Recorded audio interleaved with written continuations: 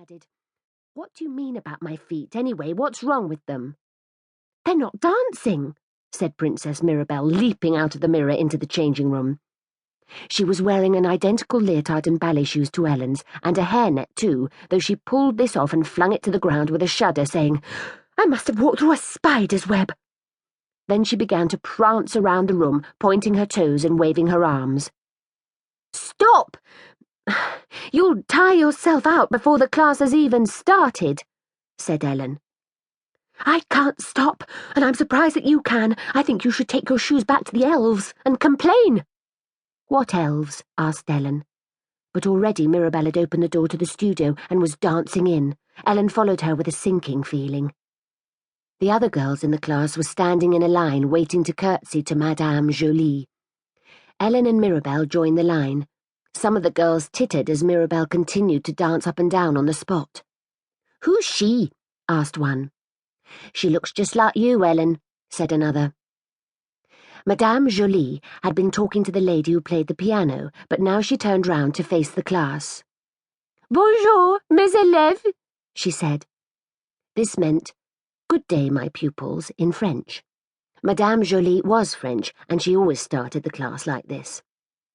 "Bonjour, madame," chanted Ellen and the other girls as they dropped a curtsy to the teacher. All except Mirabelle, who twirled around with her arms above her head.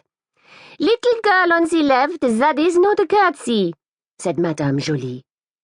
"Ah, you noticed? Well done."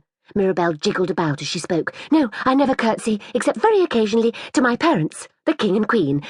And I'm surprised that all these girls are curtsying to you instead of to me. Or are you a princess too?" "This is not the comedy class," replied Madame. Then her frown deepened. "Where is your hairnet?" she asked. "A hairnet, did you say? Why on earth should I wear one of those? The only thing I ever put on my head is a crown. I didn't wear one today, though, because—" Mirabelle paused for a second and then went on. "Because one of the diamonds fell out of it yesterday and it had to go to the palace jeweler to be repaired." Ellen wondered if this was true. She had never seen Mirabelle with a crown on, and sometimes doubted if she really was a princess.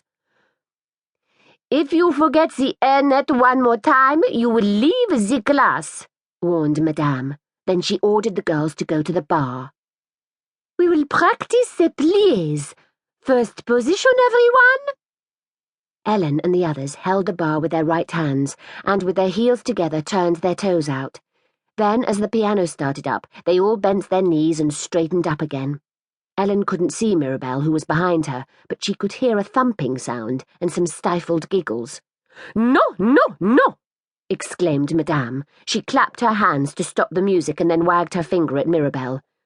"Why is it that you are jumping? I said plié, not sauté. A plié is a bend, a sauté is a jump."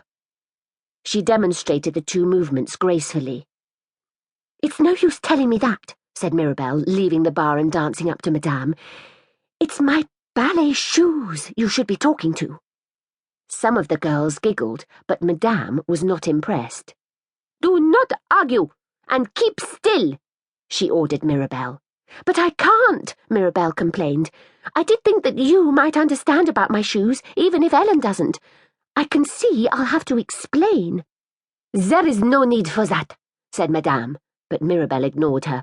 Skipping around in time to her own words, she said, "They're magic shoes. As soon as I put them on, my feet start dancing, and I can't stop till the soles are worn out." She twirled around and then added, "Sometimes I dance all night." "Then why aren't they worn out already?" asked one of the girls, and received a glare from Madame. "This is a new pair," said Mirabelle. "Some elves crept into the palace and made them for me in the night. I hid behind a curtain and watched them. Luckily they didn't see me. If they found out I knew about them, they'd probably never come back. They're very shy, you see." She leaped in the air and landed with a thump. "This pair is very well made. They'll probably take ages to wear out." Madame had had enough. "In that case you can go and wear them out somewhere else," she said angrily. "What a good idea," said Mirabelle. "So you're not just a pretty pair of feet,